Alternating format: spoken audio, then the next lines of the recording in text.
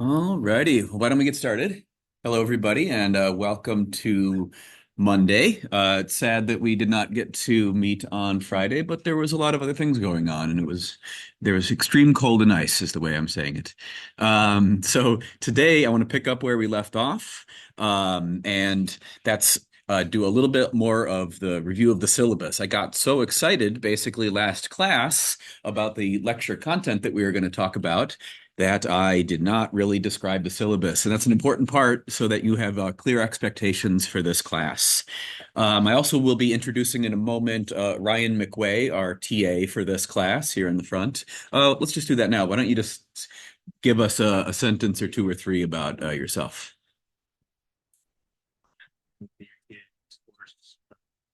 Your PhD student. I've worked a lot, Justin, over the last 4 years, and my focus is on environmental and development. So I've been in your shoes, happy to help you any way I can. Yep. Thank you. And so Ryan will be mostly responsible for grading. And so if you have any grading questions, like you disagree with the point or whatever, or you just had a question about why you got the grade you did, go ahead and email this guy. His name and email address is already on the website.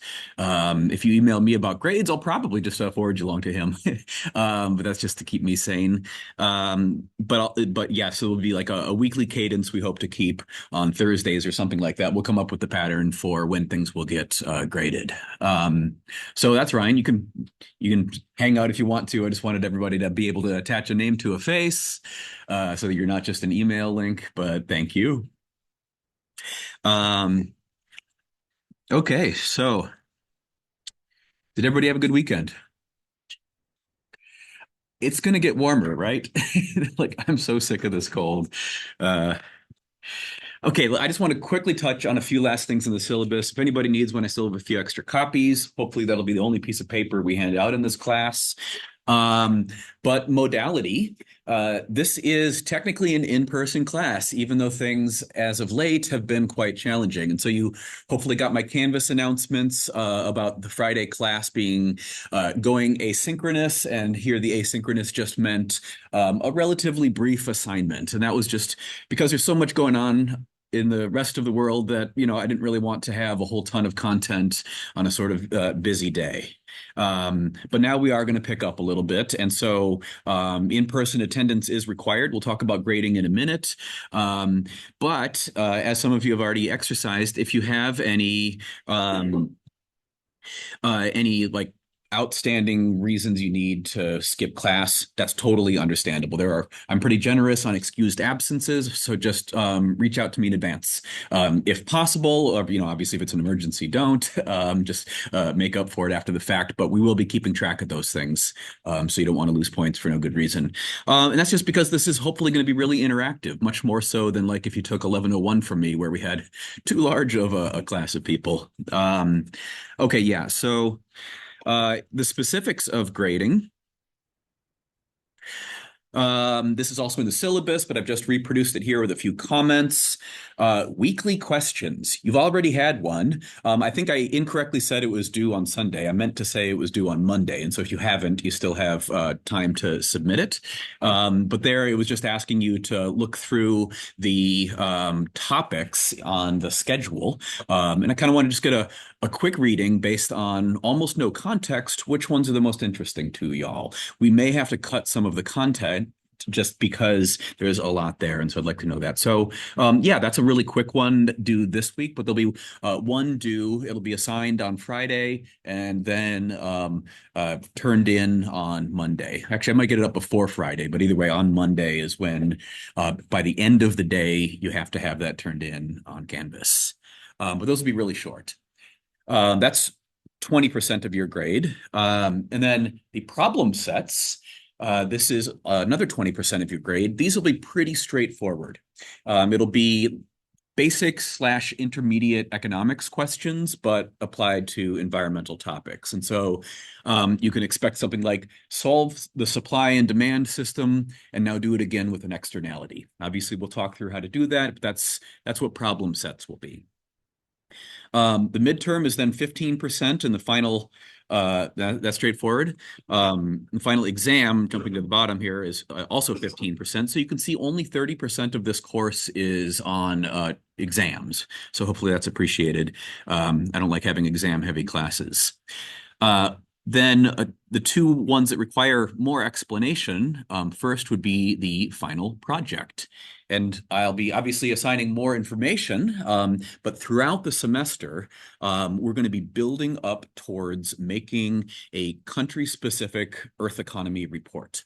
And that will be where each of you are going to be assigned a specific country. We'll have a little process for figuring out who's which country, but you will be applying a lot of the techniques and skills we're going to learn, such as modeling spatial ecosystem services. You will do it for that country, okay? So that's what that's going to be. That's 20% of your grade. And it will also include a few interactive things, like we'll actually have country debates.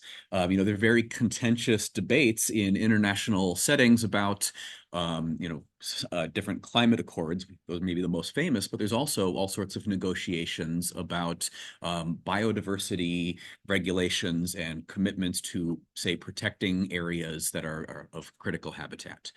So that's what that will entail. Okay, so I'm trying something new now for class participation. And so in addition to just the attendance and in-class participation, where if you sort of do the bare minimum, you'll probably get the 10%, I'm implementing a new thing called class points, or CP, I might call them. And class points are an incentive system. We're economists, right? And so, well, I'm an economist, and we often think about how incentives shape behavior. Well, I wish I had like money to give out, because like subsidizing good behavior, that's the right way to do it. Turns out that's not ethical. It's like, probably I shouldn't be trying to like, bribe people into learning economics. That's weird. So instead, I've invented class points, which are just something where I've kind of listed some of the things, but that you might do to get them. They'll be many times awarded impromptu, like if you had a really good point that you made in class. Or we will have multiple in-class activities. There may even be some where we illustrate, say, game theory. And whenever I teach game theory, if you have micro, I always bring in like chips or something like that, but nobody really wants chips. And so, but what might you want? Class points. And the reason why is because class points can be exchanged for various services in this class. If you can spend 5 class points, and we will waive the late penalty for any assignment. Or 10 class points, and you can just go ahead and skip. Well, you'll get, I guess, 100% for free on the weekly questions. And so this is to incentivize you to care about class points. Also, ending the semester with the most class points will give you massive bragging rights. So we'll see how this plays out. But it'll be like a running list of who's winning the class, sort of. Okay, any questions about any of those things? Nobody wants to get any class points right off the bat? No, I'm just kidding. It was a dumb question. I won't take away class points, I guess. That would be kind of cruel. But yeah. Okay. So that's grading, that's expectations. Maybe one last thing I didn't put on the slides is in the syllabus, you'll see the late policy. The late work policy is 10% off per day after the deadline, but it hits a minimum at 50% value, which means even if you're super late, you can still get half of the credit for any of the assignments. And that's just because that gives you flexibility and sort of a chance to recover if you do fall behind. Okay. So another update, the website is now up to date. And let's just go live and look at the website. There it is. A little bit. Okay, so hopefully you'll get comfortable here. That's where our syllabus is, the textbook, everything. And so you can see it's starting to populate. So bookmark this page. So for instance, this is where you'd access the video for, the video. You can see here, I've actually got it embedded in the page I'm trying to make this as open source and open science as possible. And so that means the videos. I didn't hear from anybody about being uncomfortable with these videos going on live on here. Obviously, the camera will never be pointed on you. So I did post this one, but if at a later point it does make you uncomfortable, let me know. We'll figure it out. But yeah, I want to emphasize though the presence of these recordings. I hope it doesn't incentivize you to not come to class. Okay, that's why I actually have attendance. Is that every professor always talks about the downside of like providing your notes even, but much less videos of your lectures lessens the incentive to go to class and learn. But this is so important. I really want everybody to be here. Other things to note. Where'd my mouse go? Yeah, so over here, this is all the content. So we did the introduction. What in the world? And this we'll be working on this today. And so the content is not yet generated, but this is where you'd click to go find the slides for today. And so I highly recommend, and for some lectures, I'm actually going to softly require or request to bring your laptops to class. And that's for a variety of reasons. We will actually be doing some geographic information system on your computers. And so contact me in advance if you think it's not a possibility to bring a computer, but I'm seeing many people do have them. That's great. But it's also useful because then you can follow along on the slides. That's what's posted here. Other things to note, like miscellaneous things. But then also, you'll see, at least just for the first class, in addition to the video, I'm also writing the textbook. And so this also doesn't mean you should skip class and just read the textbook, but this might look familiar. This is exactly what we talked about. And so I'm trying to use this teaching exercise as an opportunity to create the content for an open access textbook eventually. And so this is lacking images still, but I'll be putting those in. Okay, so that's the website. Any questions on that? All right. So then let's go back to the slides. Okay. So I chose for the first day of class to talk about the general context. Why do we care about environment and natural resource economics? And I specifically looked at it from the angle of, how should we think about the earth and the economy as interlinked? I wanted to do that before talking through the schedule. And that's because it's always boring talking through the details of a schedule without the framing. And for me, in this course, and I think you'll hear me say it again and again throughout, one of the value-added elements of this course compared to a traditional environment natural resources, or ENR, as the field is often called, is that I'm trying to put a global framing on top of it. When I took these courses, they sort of felt like little slices that were unrelated. Like, how do you optimally manage fisheries? Or how do you prevent pollution when it's a non-source specific solution? Those are all important questions, and we will talk about those, as you'll see in a minute. But I'm going to try to create this broader framing that ties everything together. And so in terms of the website, the thing to note here is the left-hand side. This is the content that's going to be like that goes into the final book I'm creating. But it's the schedule over here that says which parts of this you need to read. So there's probably going to be more here than you need. But if it's not in the schedule itself, then you don't necessarily need to read it. Okay, this is so the reason for this is because this updates if, for instance, class was canceled or something like that. And so that's why they're separate. Okay, so now I want to talk through the general framing, and this is going to correspond exactly to the different sections within the website. And so the first, we've already done number one, the introduction. This is the global context, setting out the argument that environment natural resources needs to be seen in a global setting. And the second lecture, so today, is going to be talking about the donut, or macroeconomic boundaries. I introduced it very briefly just on the board, but now we're going to dive in and spend some more time with it. And that's because it's a very useful conceptual framework that combines the environmental and economic indicators in a useful way.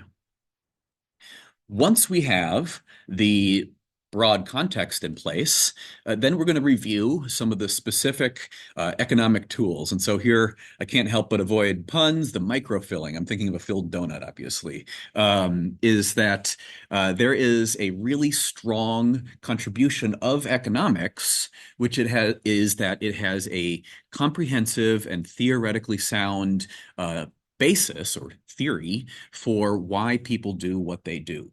And I think it's really cool, even though it can be abused in many cases. And we're going to talk about it. And we'll go a little much farther than you would in an 1101, but probably not as far as you would in a 3000 level intermediate micro. But we're going to talk about it from the perspective of consumer preferences, utility curves, indifference curves, and use these things to build up the fundamental tool underneath the rest of ENR.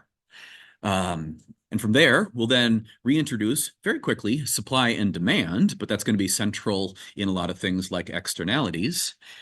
But these two things together then are enough to define cost-benefit analysis. When you ask a lot of people what the point of environment natural resources it is in our policy space, they might point to improved cost-benefit analysis.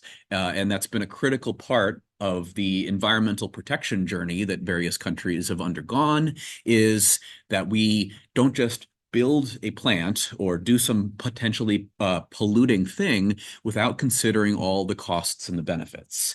And this is particularly important in environmental domains because environmental costs are often ignored by the person who really wants to build the factory.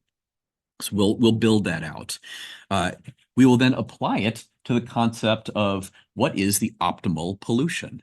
And because we have, econ-minded people here in this class, this is not something I probably have to sell, but whenever I teach this to ecologists, they often really dislike the idea of optimal pollution because they might say, pollution, we should have none of it. And I'm going to argue that that's not true. And they really dislike it, but I always win in the end, is that there are marginal benefits to getting rid of pollution. That's really clear. But there are also marginal costs of abating. We'll build that framework out to show that the result is some level of pollution is optimal. However, it's almost always way less than we have now. Okay, so that's part two, is just refreshing and repurposing our economic tools towards the environment.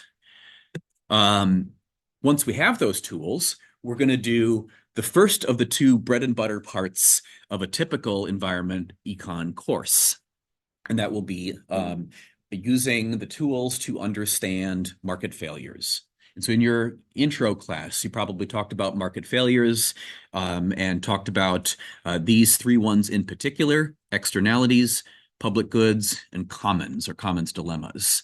And those are three cases where perfect competition falls apart, it's not optimal, and something is going to go, either we have to put up with the badness or we could hopefully solve the market failures. And that's where typically a course like this would spend most of its time talking about, just using climate change as an example, talking about how emissions generate externalities.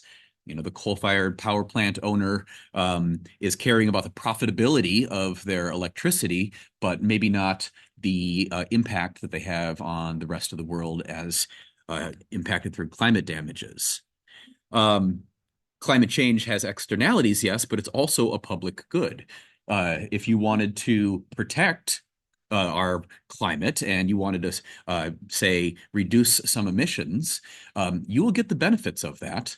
But the problem is, so does everybody else. And we're just 1 out of 8 billion people, right? And so your personal benefits from reducing your own emissions, pretty small. And so it's also like a hardcore public goods problem. And then same thing with the climate being a commons. The atmosphere's capacity to absorb carbon is a finite commons good, but there's no way to prevent people from using it, or at least it's very difficult to prevent people from emitting. And so for all these three things, we're going to use climate change throughout as an example of like the ultimate market failure because it fails on all three of those points. There are many other market failures that you might see in a course like this, like stinky hog manure or something like that, that has spillover effects. But we're going to emphasize climate change. Okay, so with that sort of environment framing in place, we're now going to add a little bit that is newer to the discussion. We're going to then zoom back out and think about it with more detailed indicators of macroeconomic sustainability. And this is where the new framing comes in, is we're going to think about how all parts of the economy are impacted and how they all fit together in a complex equilibrium. That's that joke I made about we're going to talk about general equilibrium, but we're going to talk about a more general version of that general equilibrium where we consider the Earth. We'll talk about GDP as a flawed indicator and discuss potential replacements for it. Although actually I argue it's a pretty good indicator for what it's good for, right?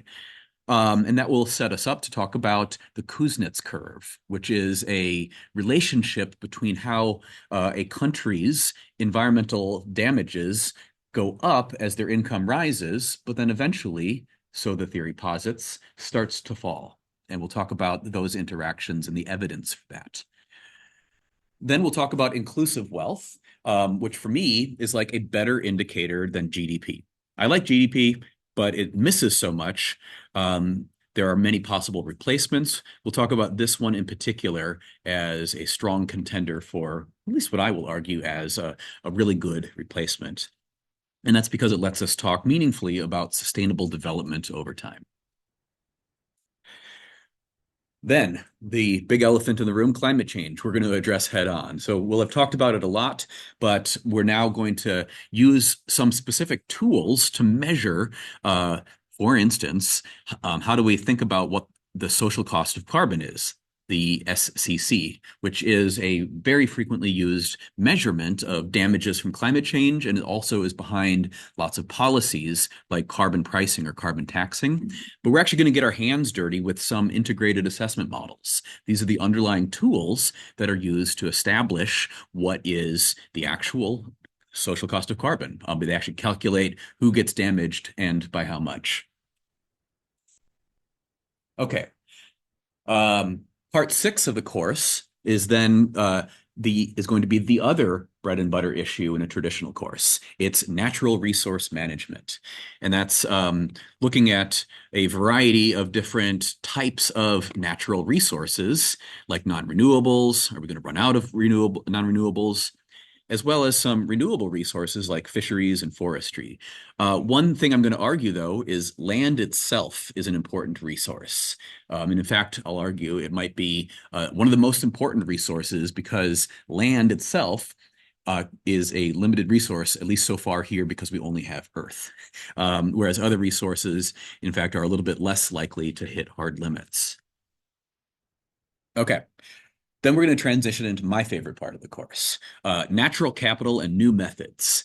Most E&R courses would have like maybe a chapter on natural capital and ecosystem services. We're going to have a bunch. We're going to dive deep on this. And I think it's really important. And we'll obviously say more about what they are, but ecosystem services are an economic valuation of how much do people benefit from nature, putting a dollar value on nature. We'll talk about the pros and cons of that, but also we'll do explicit methods, such as using a model called INVEST, which is the integrated valuation of ecosystem services and trade-offs. And you're even going to learn some basic GIS skills. And it will all be open source software, so it's stuff that you don't have to worry about not having access to. Moving to the end of the semester, we'll then say, what does the future look like? With this framing at the global scale, where does it seem like we're going? And the tightly related question of, but where do we want to go? Not just what's likely, but what would be different if we, for instance, figured out how to work collectively as a group, as a international collective, to set good policies in place. We'll then talk about the specifics of those policies, both market-based and non-market-based ones, as well as existing environmental laws. And then I want to end the course with a synthesis that comes back together and talks about routes forward in Earth economy modeling. And that will be highlighting a few things like how we are getting ever better data and we can have improved spatial representation in these models. And that's unlocking a lot of fundamental advances in understanding how the environment affects the economy and vice versa. But also we'll talk about specific use cases. How do governments, NGOs, non-governmental organizations, development banks, and all sorts of other things, how are they currently engaging with this? I'm going to dive into is what the reading was on, and that's the details of the planetary donut. And this is something that has been out since 2017. There's some prior books, but it really hit the mainstream in 2017 from an author named Kate Raworth. And she since has become quite famous for this. And very recently, it's finally now peer-reviewed in arguably the best of the scientific journals. That's Nature here. I'd argue science is better if I really wanted to get into a fight with my colleagues. But Nature is by many considered to be the best. And so it's really hitting the the mainstream.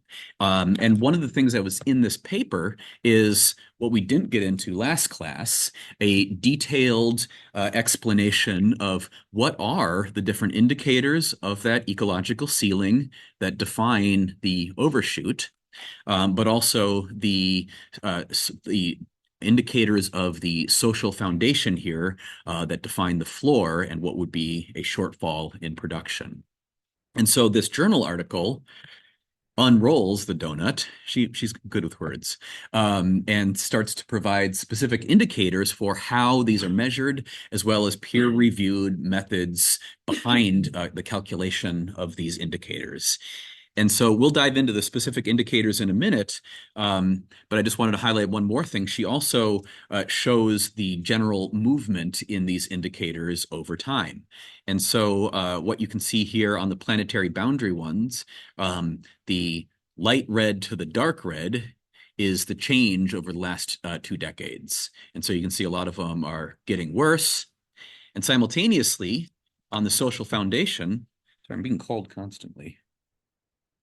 Doesn't look like an emergency.